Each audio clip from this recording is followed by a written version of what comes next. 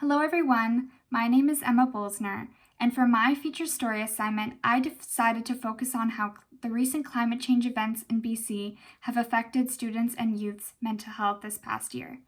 Even though climate change has been an issue for many years, this was the first time BC was directly affected by it by the heat domes, wildfires, and flooding in 2021.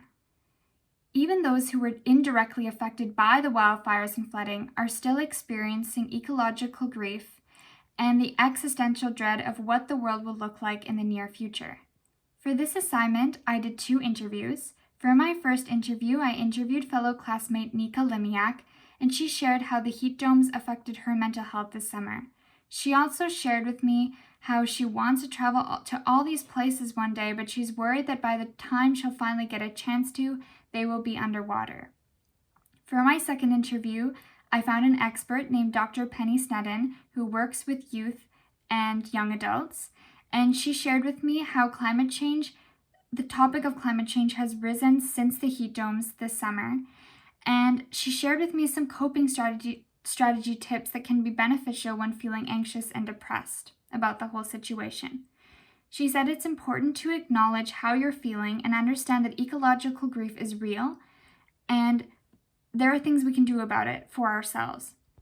There's a healthy and beneficial things we can do, which I go into more detail in my story. But it was really interesting interviewing her. I'd say that the biggest challenge I faced for this assignment was getting a feature photo. Unfortunately, was unable to get a photo of anyone that I interviewed, but I think my feature story is still really good. I sadly had to get a Creative Commons picture, and I really wanted to get someone that I interviewed, but it is what it is. I'd say that the most valuable thing that I learned from this class was writing a feature story, but also knowing when I'm reading a feature story, I can actually reflect and recognize when I'm reading an online magazine or a newspaper or an article when I'm reading a feature story rather than a news story. I feel like I'm really confident with writing a nut graph now and a clear summary lead, and I would like to learn more about and work on my narrative leads and being able to get a better hook.